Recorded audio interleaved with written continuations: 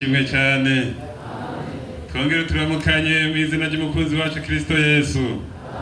Yesu nabahezagire mukanya na nibuze gatoyi ikumazina kwizina Nyandwi Sirasi nkora mu bikorwa by'Imana Nyabututsi nukoze Imana mu bwiza bw'inyabututsi misiyoni ya Gitega, ariko kandi ngaha ndimuhira ko mva misiyoni ya Ruyigi ubwiza bwa Muhingamo hariya mu gisagara. Abenshi manzi ndabona benshi twarakoranye ibikorwa by'Imana. Aha rero ndimuhira, Imana ishimwe cyane. Ku bikorwa bya misi yose nabyo bimwe birakenerwa. Nabimaze imyaka itari mikeya nkora muri Bitaro Gitega gisata cy'amaradiyo imagerie medicale cyangwa cardiologie, ariko ubu narumvuje gatoyi sinzi ko nzogaruka, nasivye bamwonje gufasha sinzi ko nzogaruka, ariko ndi hirya gatoyi mu bitaro bya Mutaho.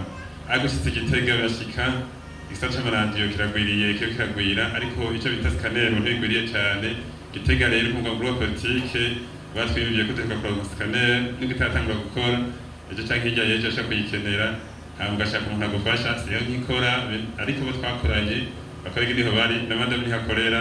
Urumva ashaka bati narabonye hari umuntu yambwiye ko akora muri Bitaro Gitega cyangwa se inshuti muri Bitaro Gitega, atekana mu babaze bene data ivyo navyo birakenerwa. Iyo ushitse ukamenya umuntu ni vyiza cyane cyavyorwa siko none reka ngarukize ngaje no kwidondora ngira vyogarukira ngaho. Yesu nabahezagire cyane. Mu nkundire twaba turirimba ibitero by'indirimbo 16 hasi bitatu byonyine duhagurutse bitatu turirimbe gatoyi. Abera bagira gute? Murakoze.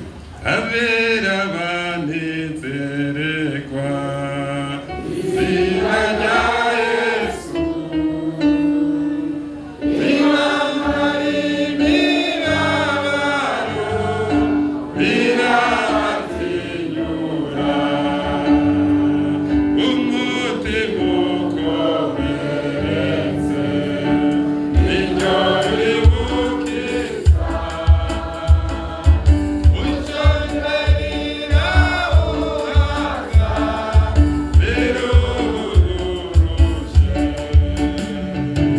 niryo ngizo yanjye nziza ihora inyegera, n'urutare rwubakago turibikijwe bishobora kugushima uko bibereye, ariko nshize mw'ijuru bizoshoboke irorereye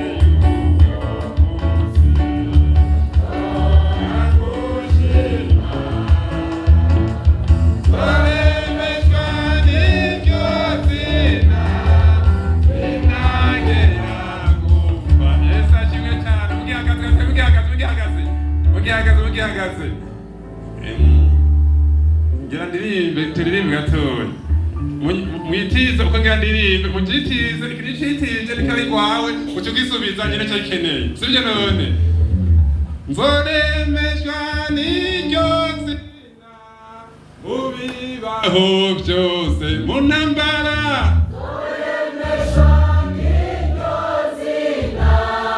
mu bibaho byose mu bukene,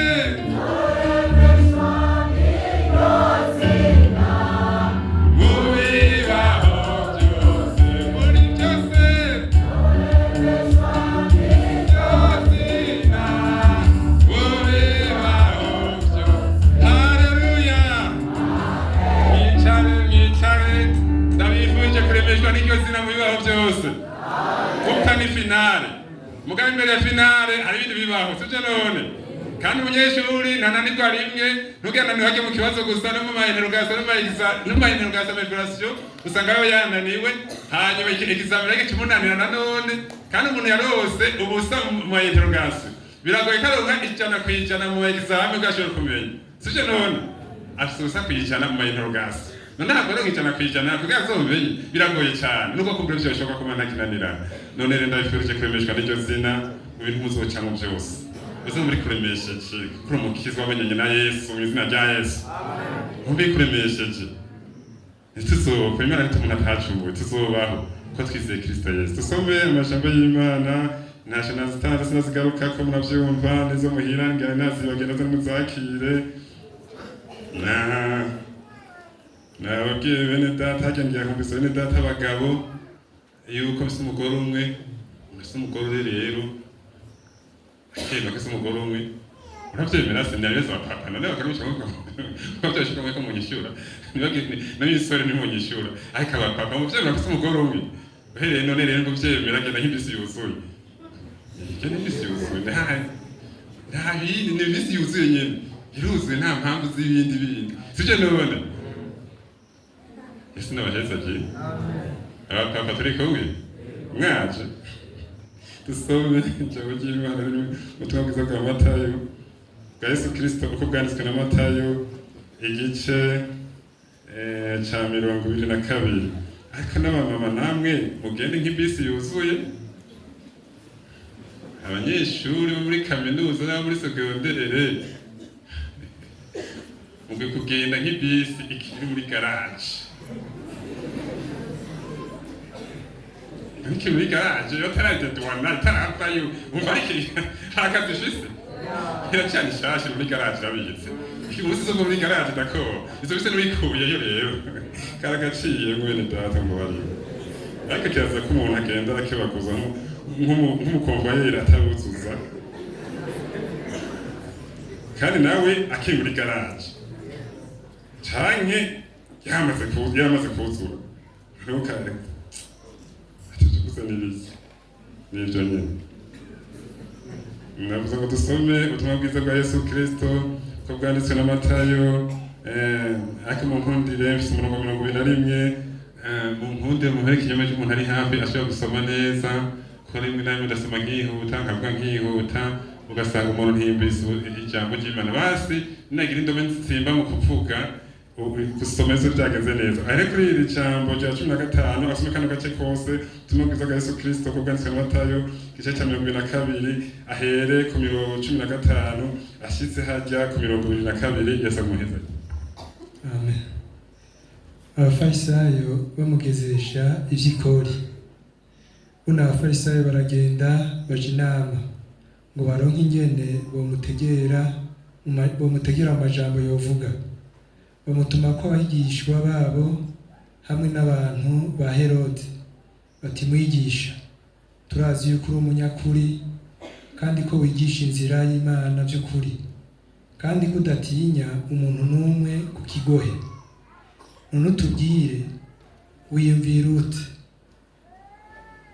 uranonga kandi kudatinya umuntu n'umwe ku kigohe kuko udatinya ijunja ry'abantu none utubwire wiyumvira ute biremegwa gutanga ikori rya Kaisari canke ntivyemerwa ariko Yesu amenya ububi bwabo arababaza ati mungereza iki gamwanjyajyamwe nimunyereke ihera gikori bamuzanira denariyo arababaza ati igishushanyo nibi vyanditswe ko nivyande bati ni vya Kaisari unarababwira ati nukorera ivya Kaisari ni mubihe Kaisari ivy'Imana mubihe Imana bavyumvise baratangara bamusigaho barigira. Yesu ameheza agire unyigishe guhitamwo neza unyigishe guhitamwo neza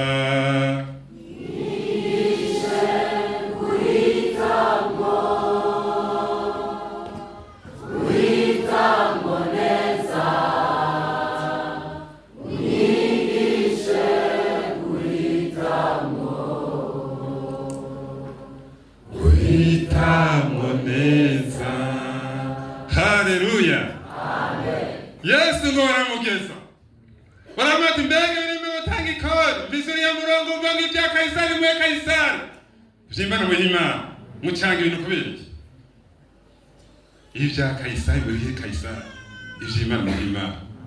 Ubundi hano hose abami babi yo kwa mwaga kundo wundi, kandi ijambo rirambye ngo azigama amahoro masa. Uriko urasoma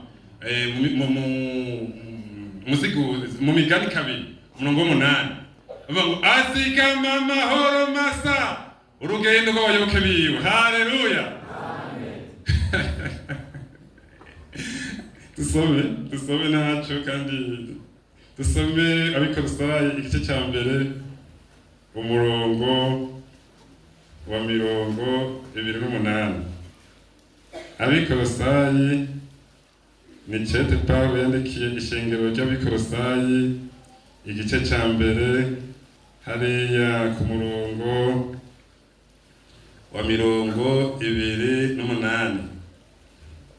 Abikolosayi igice cya mbere umurongo 28 biravuga ngo natwe niwe tugira gute? Komprema. Natwe niwe twamamaza. Tugira gute? Enokuri. Natwe niwe twamamaza, duhanura umuntu wese, twigisha umuntu wese ubwenge bwose kugira ngo dushikirize inde? Imana. Umuntu wese agize gute? Haleluya. Kuko umuntu akwigishije uramenya urahinguka. Yesu nashimwe cyane. Yesu rero ngaruka ari inyuma. Yesu aramubaza ngo bamugeze. Hanyuma tuje kugeza umuntu. Kuko biremerwa ko dutanga ikori cyangwa nivyemerwa. Kayisari yari umwami. Yesu yavugije ijambo ry'icuru. Kayisari yari umwami aganzise. Baramubaza ngo none tubwire turatwe datinya umuntu. Ubu biri ku mutima ubihakana tubirara. Yaba tuje kugeza abantu umugerezi. None mwari umugerezi. None ija Kayisari be Kayisari, ivy'Imana bihe Imana. Navuze ijambo ntasomye rivuga ngo iki? Turisoma mwari wigose uskenga turisoma nsomere hariya mu Imigani cya 2 imbuto z'ubwenge cisoma ngo 8 ngene hari inyuma y'akaburungu inyuma y'agakwabo.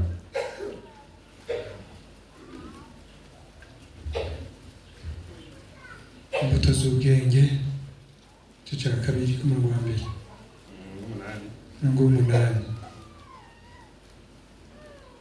Abikira mu w'indwi, abikira abagororotsi ubwenge buroranye, niyo nkinzo y'abagenda batunganye, kugira ngo arinde inzira z'imanza ziroranye, kandi azigame urugendo rw'abayoboke biwe.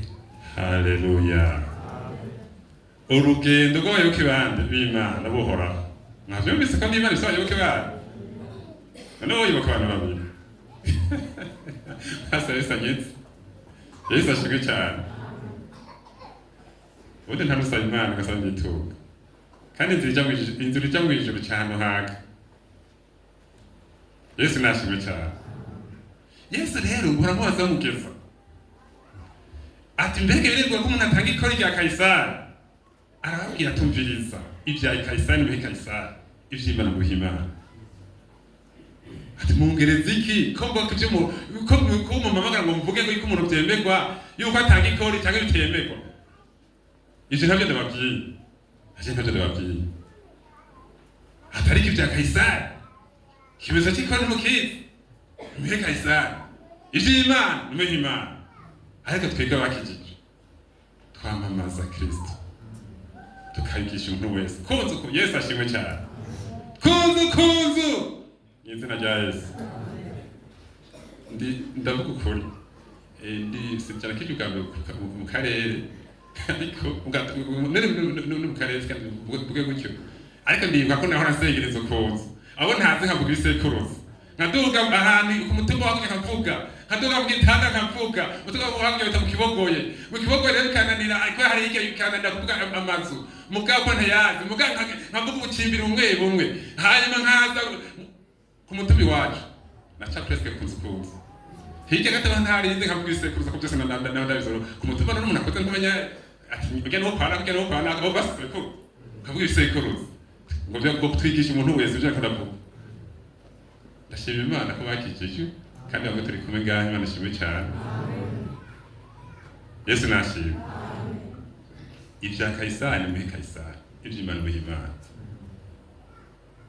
Ibya Kayisari muhe Kayisari, iby'isi ni mubihisi, iby'Imana ni muhe Imana. Ngiye kurangiza gatoyi mvuze historique gato y'ishengero, sindayiteba ko ndayivuga gatoyi. Yesu ashimwe cyane. Pentekote, Pentekote, mbega izina ryiza.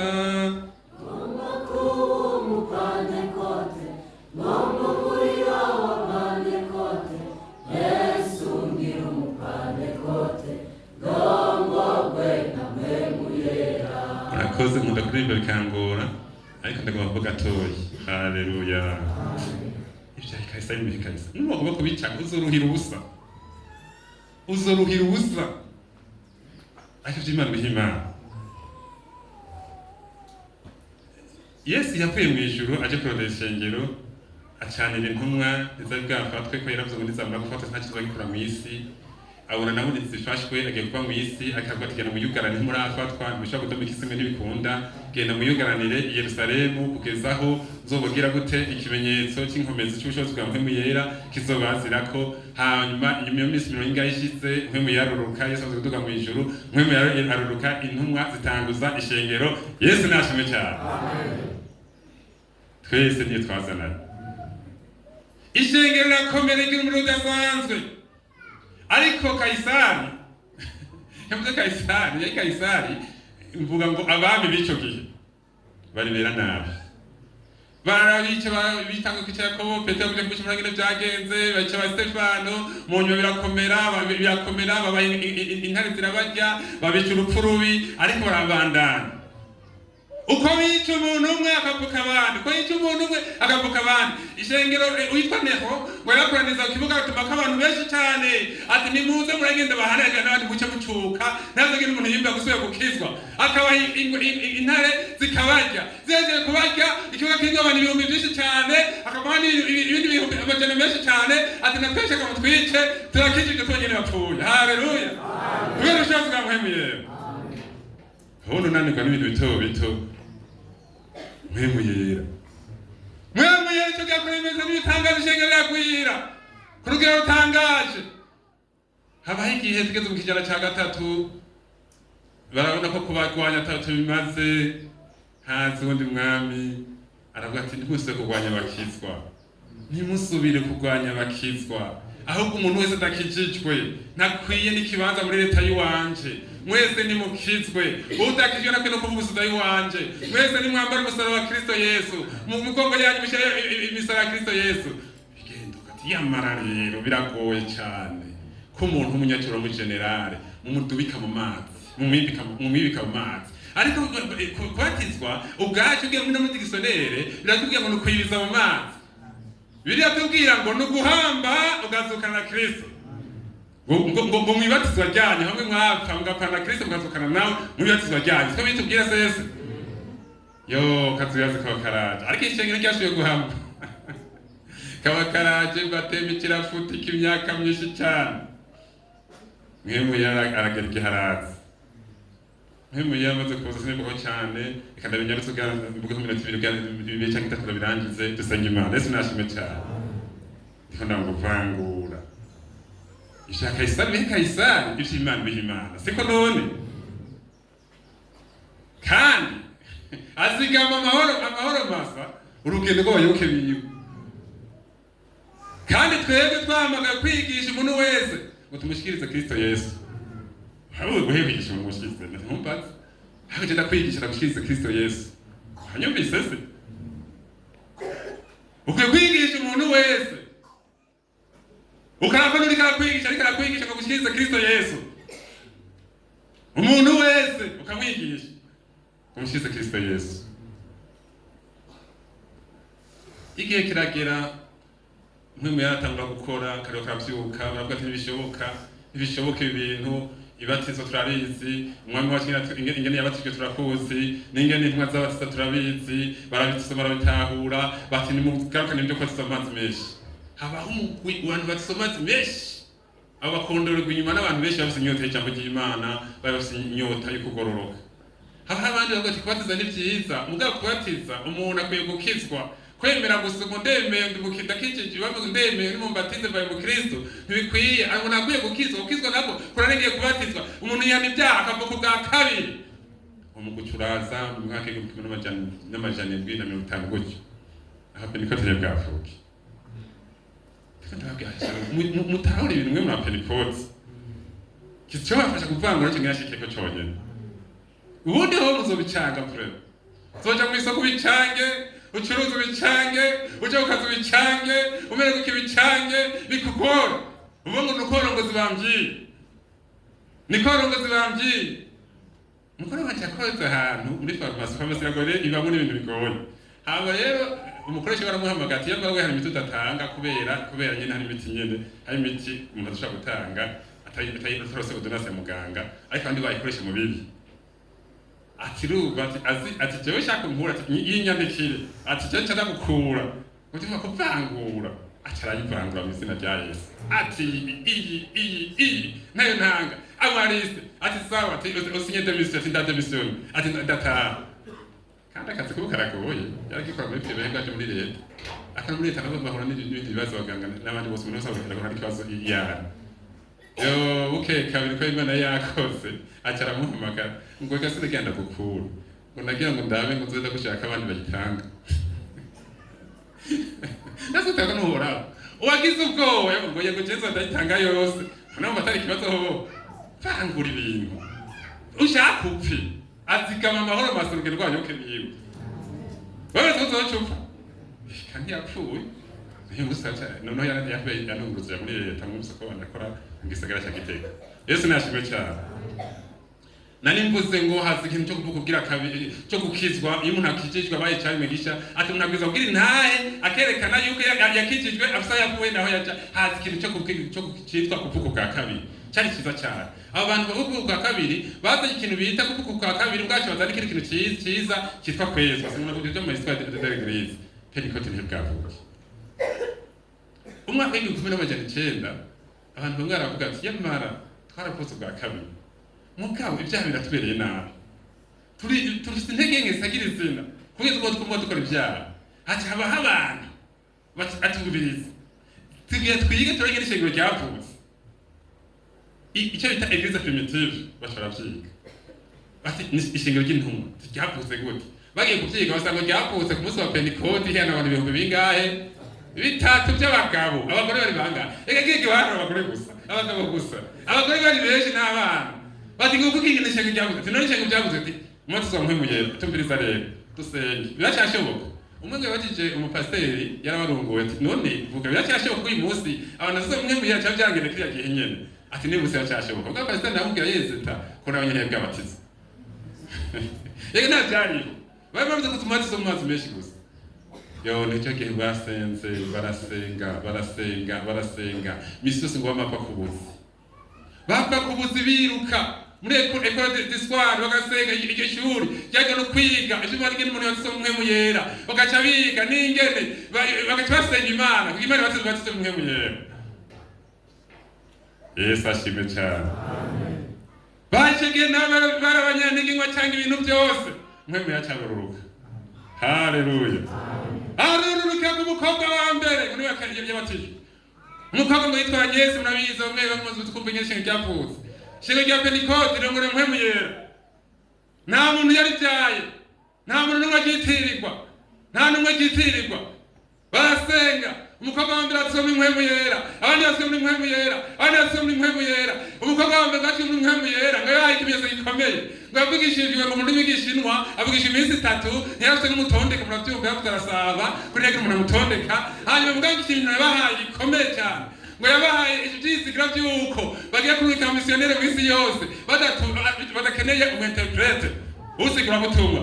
Bati twa missionnaire zoruge ko bacha bati abantu benshi aho tukatana n'abantu benshi ati tuzobarungika bashyize mu gihugu cy'u Burundi ati mu Kirundi bagize mu Ruganda kw'Ikiganda kugazabuse mpwemu yera bakwizera gukomeye cyane Yesu nashimwe cyane uyiga kuvangura ibintu mpwemu yera ashoboza umuntu kuvangura ibintu ubundi bya Kaisari n'iby'Imana uzobicanga ndakubwije ukuri uzobicanga fisiri cyangwa rero vangura ibintu cyane none urishwa n'iki wowe urishwa n'iki Imana niti umuntu atacumuye nta rubyaro rw'umugororotsi rusegerereza oya nta rubyaro rw'umugororotsi rusegerereza agira ubuntu umunsi ukira niba umuntu agira ubuntu rukabuza ibintu ugira umuntu agira ibintu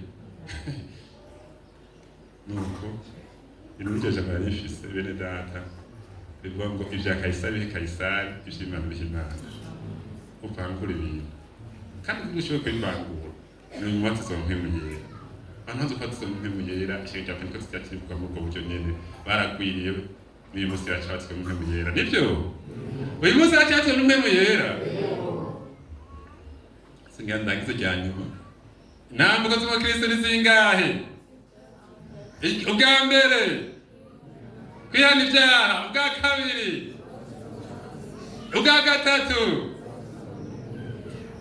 none urashaka kunyaka rero senga Imana cyangwa tuba mu isezerano ryacu n'abana bacu n'abazogenda bose bizera none urizera ibi bizogufasha gutandukanya ibya Kaisari bene data ibya Kaisari birakwiriye muri kino gihe sinabashingire ntabwo birakwiriye n'iyitabirande birakurondera ibya Kaisari bivangura n'iby'Imana hamukora Imana neza avuze amajambo kayakira Imana nibahezagire cyane haleluya mwami wacu Yesu Kristo turagushimiye ko waje mu isi uzanye ijambo rizima ryo gukiza abana bawe none Kristo Yesu turiko turumva amajambo turakwinginze ngo dushoboze kuba maso kugira tuvangure ibibereye n'ibitabereye tugende mu ijuru haleluya urakoze hezagire umwanya wose uri imbere umukozi wa muhezagire kuko kwangere kuturamira mu izina rya Yesu Kristo dusenze amen.